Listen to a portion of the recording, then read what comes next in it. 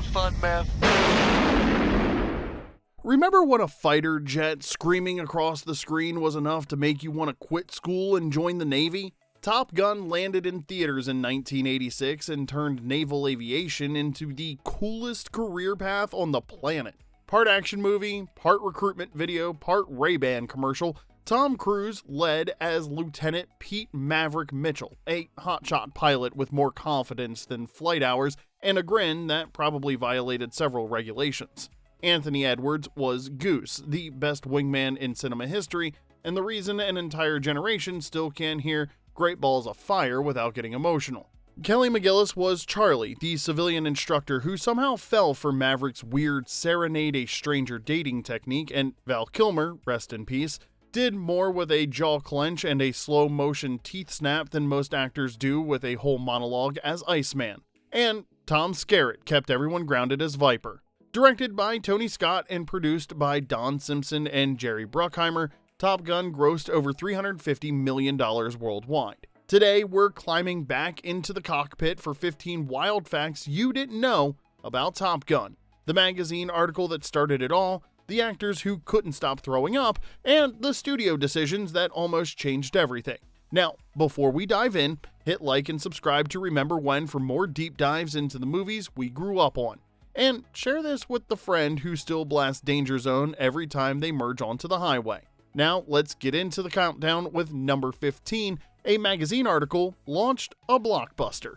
In 1983, a writer named Ehud Yonay published a feature article in California magazine called Top Guns. You look at the end of the movie, it said inspired by an article in California magazine. It was a detailed, adrenaline-soaked look at the real fighter pilots training at Naval Air Station Miramar in San Diego, a base the pilots had nicknamed Fightertown, USA. Yonay followed two Navy aviators as they went through the intense 5-week Top Gun course. The writing was vivid, and the aerial photography by Lieutenant Commander Charles Heater Heatley was stunning. The world Yonay described, young pilots pushing multi-million-dollar jets to their absolute limits, competing for bragging rights and rankings, read like the setup for a movie that didn't exist yet. Producers Don Simpson and Jerry Bruckheimer read it and immediately saw dollar signs on the wings. Within 2 months of publication, they'd snapped up the film rights. The problem was getting anyone else excited about it. Numerous screenwriters passed on the project. Directors David Cronenberg and John Carpenter both said no thanks, and Hollywood wasn't exactly lining up to make a movie about naval aviators with call signs. Simpson and Bruckheimer finally landed Jim Cash and Jack Epps Jr. to write the script. Epps did his homework the old-fashioned way, attending declassified Top Gun classes at Miramar and getting strapped into an actual F-14 to feel what these pilots experienced. The first draft? Simpson and Bruckheimer hated it. The final product would look almost nothing like that early version. But none of it would have happened without Yonay's article. That one magazine piece, written to capture a slice of military life most Americans never saw, accidentally handed Hollywood the blueprint for one of the decade's biggest hits. And Yonay's estate would later make headlines again. In 2022, his widow and son sued Paramount over the sequel, claiming the studio let the original film rights lapse and made Top Gun Maverick anyway without compensating them. Paramount fought back and won. The court ruled the sequel wasn't similar enough to Yonay's article to count as infringement. Turns out, Hollywood found a loophole even a fighter pilot couldn't outmaneuver. Number 14, Paramount paid the Pentagon millions to borrow jets. You want real F-14 Tomcats in your movie? In 1986, the US Navy had a meter running and it wasn't cheap. Flying one of those birds cost Paramount roughly, no, that's not a typo, $7,600 per hour. Every time one of those jets screamed across the sky, the studio was hemorrhaging cash faster than Maverick burned through wingmen. By the time production wrapped, Paramount's tab with the Pentagon hit $1.8 million. That covered the jets, access to Miramar Naval Air Station, multiple aircraft carriers, and basically an entire floating city of military hardware. And here's the kicker.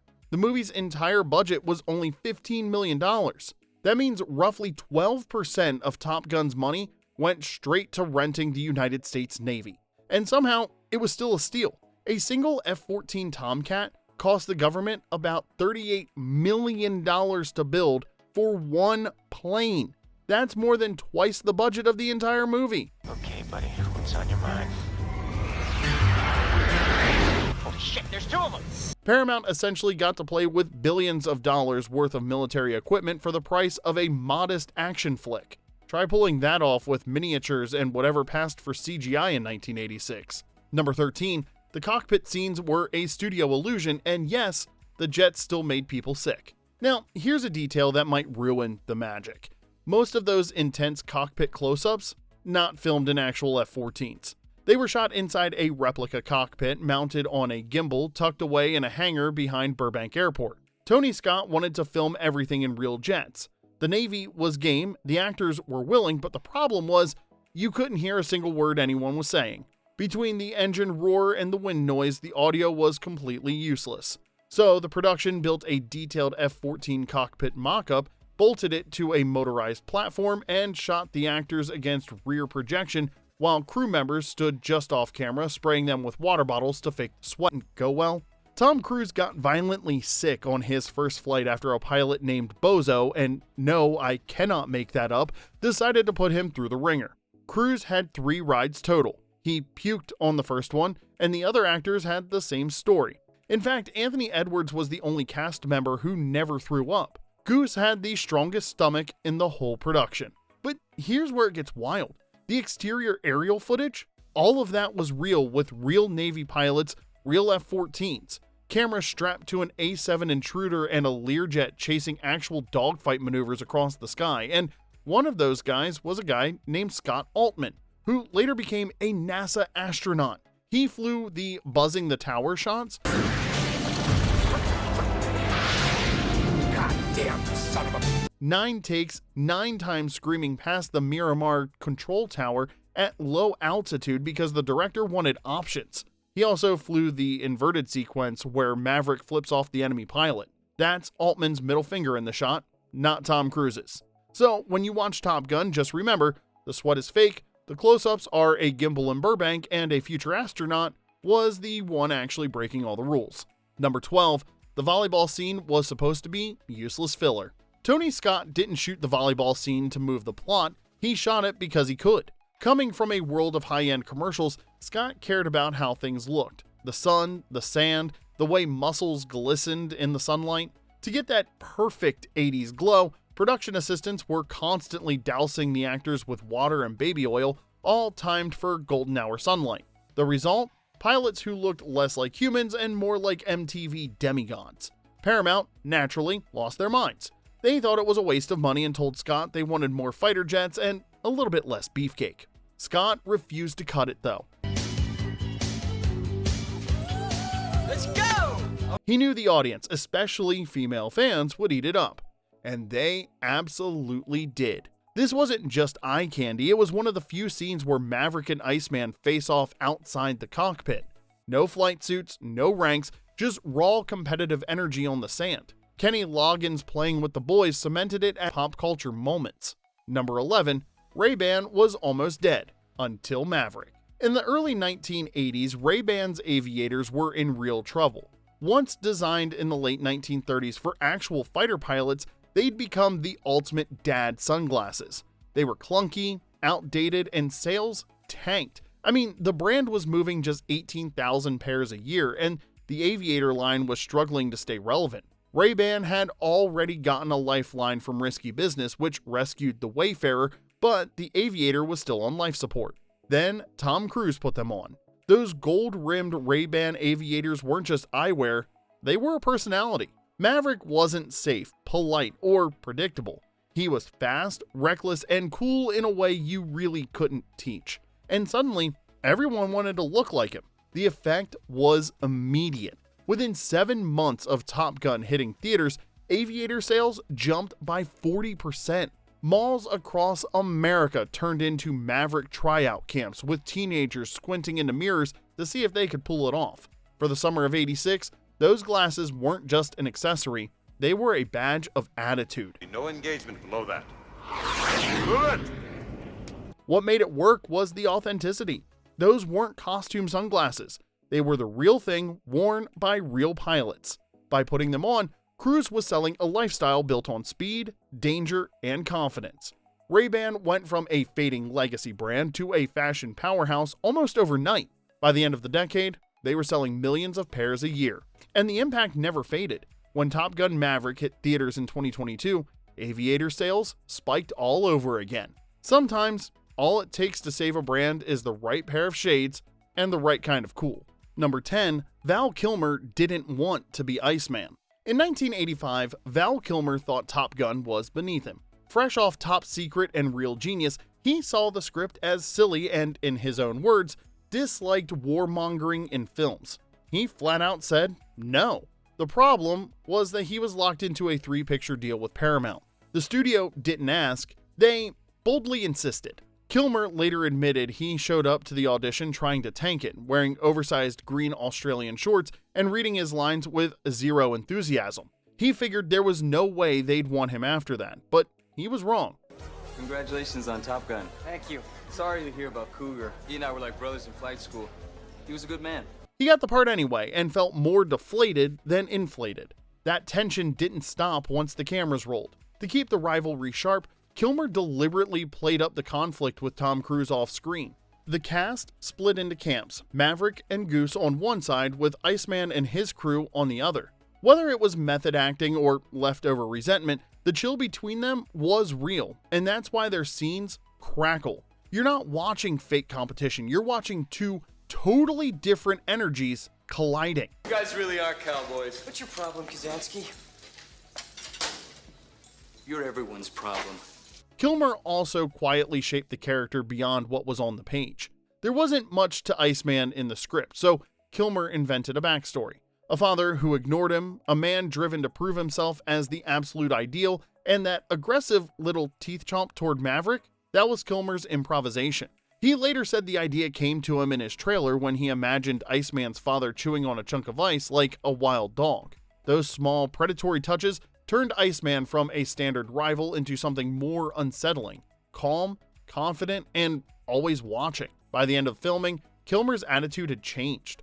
Director Tony Scott's energy and enthusiasm had won him over, and Iceman became one of Kilmer's most defining performances. Years later, when Top Gun Maverick was in the works and nobody approached him about returning, Kilmer didn't wait for a call. He pitched scenes directly to the creative team. The guy who didn't want the role ended up becoming one of the most memorable rivals in movie history. Number 9, the bar scenes gave us two of the most rewatchable moments in the movie. Top Gun has fighter jets, rivalry, and tragedy, but some of its most memorable moments happen with both feet on the ground and a drink in hand. First, there's the serenade. Early in the film, Maverick spots Charlie across a crowded bar and decides the best way to make an impression is to belt out the Righteous Brothers' "You've Lost That Lovin' Feelin'" completely a cappella in front of everyone. You never close your eyes anymore when I kiss your lips. It's ridiculous, it's cheesy, and it works because the whole bar joins in, turning one guy's terrible pickup move into a full-blown sing-along. The scene was filmed at the Lafayette Hotel in San Diego. Dress jumps onto the keys at Kansas City Barbecue and hammers out great balls of fire while his wife Carol, played by Meg Ryan, cheers him on. You shake my nerves and you rattle my brain. If I can love, that's a man who say. Maverick jumps in, and for a few moments, you forget anyone's going to die. It's pure joy, the kind of moment that makes you believe these two really are best friends. Together, these scenes did something the dogfights couldn't. They made you fall in love with Maverick and Goose as people, not just pilots, and they launched 1,000 karaoke nights in the process. Okay, we need to take a quick pause because I have to know, who was your favorite Top Gun character? Let us know in the comment section below, and while you're down there, make sure to hit that like button and subscribe, you silly goose, because we dive into your favorite retro TV show and movies every single week. Alright, let's get back into the countdown with number 8, the enemy planes don't exist. Here's the thing about the terrifying Soviet fighter jets in Top Gun. They're about as Russian as a cheeseburger. In the 1980s, Hollywood couldn't exactly call Moscow and ask to borrow a few MiGs for a Tom Cruise movie, so the filmmakers did what any resourceful production would do. They faked it. The enemy jets were actually Northrop F-5 Tiger IIs, American-made planes the Navy already used to play the bad guy in training exercises. To sell the illusion, they painted them black, slapped red stars on the tails, and called them MiG-28s. against the massive F-14 Tomcats. The smaller F-5s created a perfect underdog versus giant look in the sky, even though in reality the giant was chasing its own teammate in a Halloween costume. And that name was a total giveaway. Real Soviet MiGs were almost always odd-numbered: MiG-15, MiG-21, MiG-23, and MiG-29. By calling this one a MiG-28, the filmmakers basically winked at anyone paying attention. The jet was pure fiction, which meant the script could give it whatever abilities the scene needed, including pulling off moves that would make an actual aircraft engineer choke on their coffee. The movie also never told you who the enemy actually was. There was never a country named or a flag shown, just the enemy. The Red Stars hinted at the Cold War, but the script stayed vague on purpose. That choice kept Top Gun from aging into a dated political piece and turned the conflict into something simpler. Us versus them, skill versus skill. Here's the kicker though. Those fake MiGs were actually the most realistic detail in the whole movie. At the real Top Gun school, Navy pilots trained against F-5s painted up as enemy aircraft for years. When Maverick and Goose studied those silhouettes in the classroom, they were looking at the exact same planes Hollywood dressed up for the final dogfight. The scariest villain in Top Gun was a jet that never existed, built from American parts, painted to look foreign, and given a name that any aviation nerd would clock as fake in about 2 seconds. Number 7, the inverted shot is a beautiful lie. That inverted shot was the image of Top Gun. Maverick flips his F-14 upside down, slides in above a MiG-28, and flashes the finger while Goose snaps a Polaroid. But here's the thing. If you showed that scene to a naval aviator, they'd laugh you out of the room. The physics just don't work.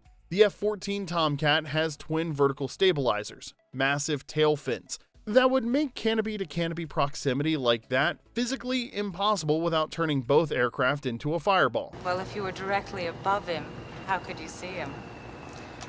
Because I was inverted. And even if you could magically solve the geometry problem, flying that close to another jet creates aerodynamic chaos. The airflow between two planes at that distance could literally suck them into each other. Real pilots flying formation maneuvers stay staggered specifically to avoid this. Then there's the fuel issue.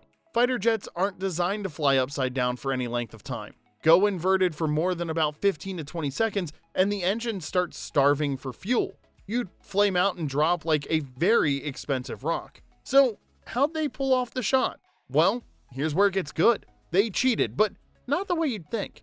According to Dave Baranek, a Top Gun instructor who actually flew sequences for the movie, the F-5 pilots playing the MiG crew flew in tight formation alongside a camera-equipped Learjet piloted by legendary aerial cinematographer Clay Lacy. On cue, they looked up at the sky and acted startled. The catch? There was nothing above them. The inverted F-14 was added later through optical compositing, one of the few special effects shots in the entire film. That's right, the most unforgettable aerial moment in Top Gun history was positive Gs.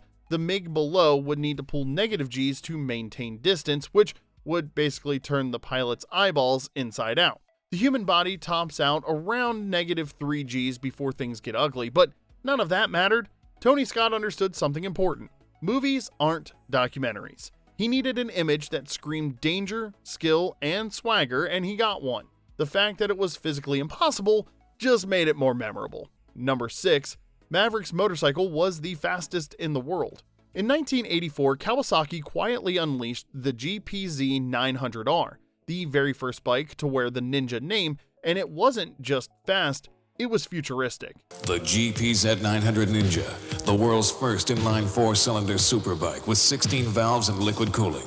With a 16-valve liquid-cooled inline-4 engine and a top speed of 151 miles per hour, it became the first production motorcycle on Earth to crack 150, the closest any two-wheeled machine could get to pretending it belonged next to a fighter jet. So when Maverick races that F-14 down the runway, he's not flexing style, he's riding the most advanced street-legal bike money can buy. Here's the wild part.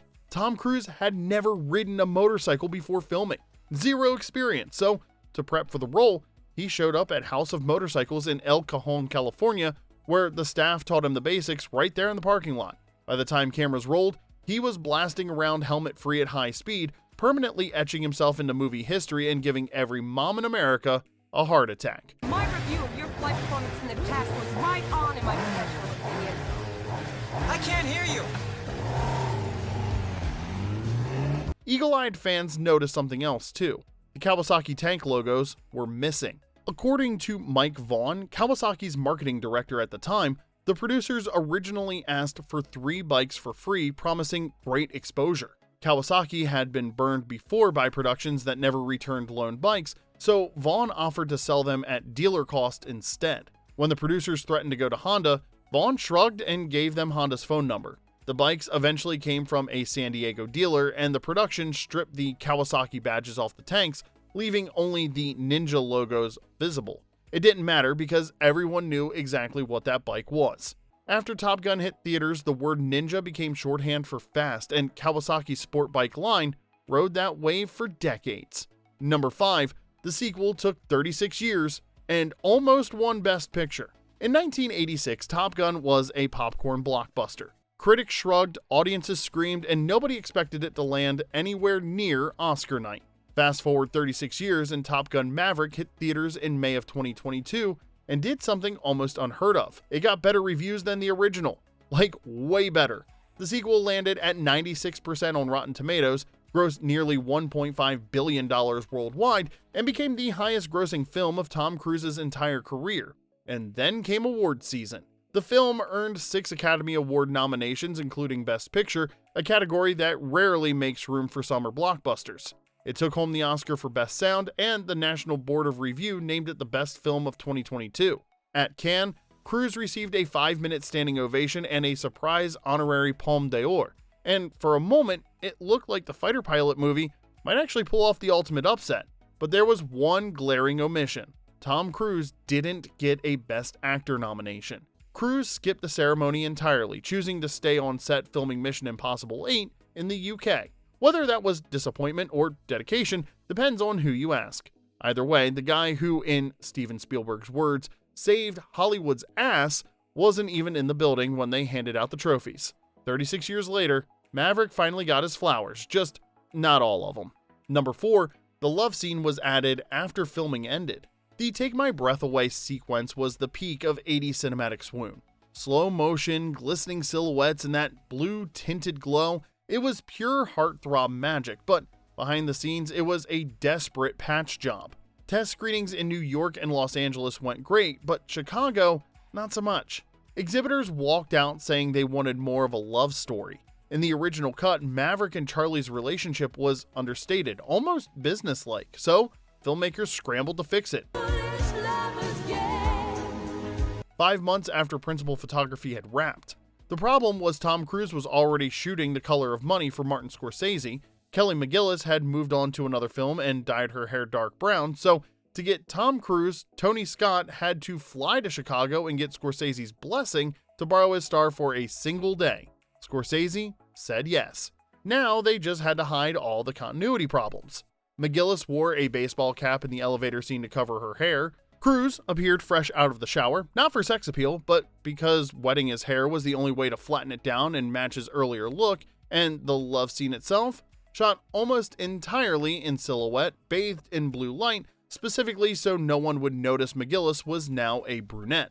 What could have been a continuity disaster became the movie's most memorable romantic moment and cemented the 80s as the decade when limitations became aesthetic. Number 3, the soundtrack became the sound of the 80s. Top Gun made a killing at the box office, but the soundtrack your entire summer. It parked itself at number 1 on the Billboard 200 for 5 non-consecutive weeks, outsold every other soundtrack in 1986, and went on to move over 9 million copies.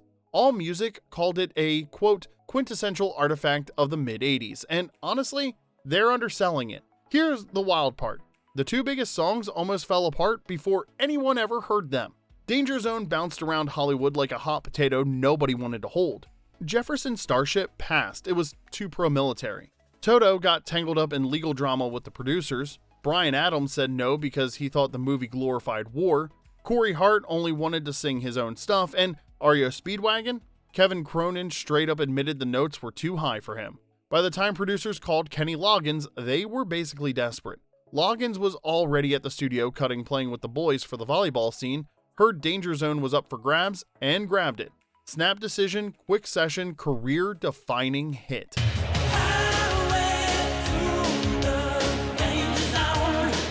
The song stalled at number 2, blocked by Peter Gabriel's Sledgehammer, but it didn't matter. Danger Zone became the sound of adrenaline itself. Take My Breath Away had its own drama. Giorgio Moroder gave Berlin first dibs on both songs, hoping they'd take the rocker. Lead singer Terry Nunn wanted the ballad.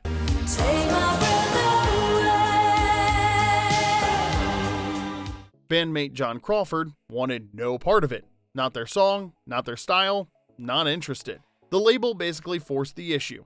Nunn recorded it, Crawford seethed, and the ballad blew up. Number 1 in the US, number 1 overseas, plus an Oscar and a Golden Globe.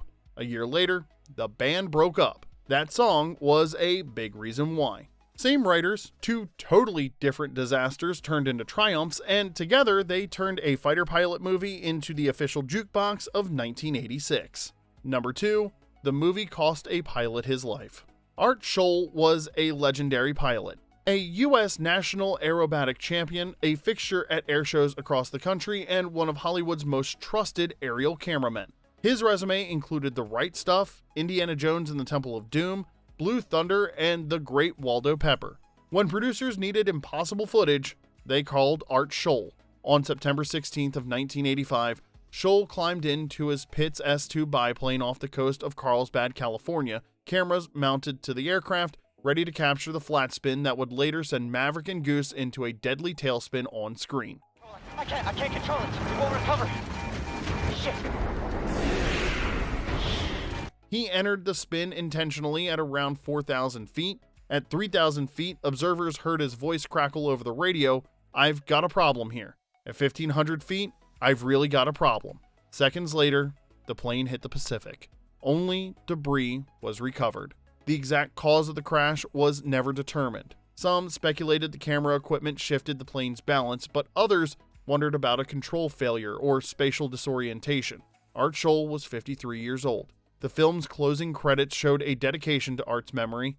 It's a quiet reminder that when Maverick and Goose tumbled through that flat spin, the tension isn't just Hollywood magic, it's the echo of a man who gave everything for that shot. Number 1, Top Gun was the coolest military recruitment campaign ever made. Let's be honest, in 1986, the US Navy wasn't exactly waiting around for people to find them. They went straight to the source, movie theater lobbies. As soon as the end credits rolled, recruiters were already set up outside, catching teenagers while their ears were still ringing and their adrenaline was still pumping. Before you could process what you'd just seen, someone was handing you a pamphlet. It was the most aggressive career fair in history, perfectly timed to the exact moment when every kid in America wanted to be Maverick. And it worked, or so the legend goes. Some reports claimed interest in Navy aviation programs jumped by as much as 500%, though official numbers have never been confirmed at that figure.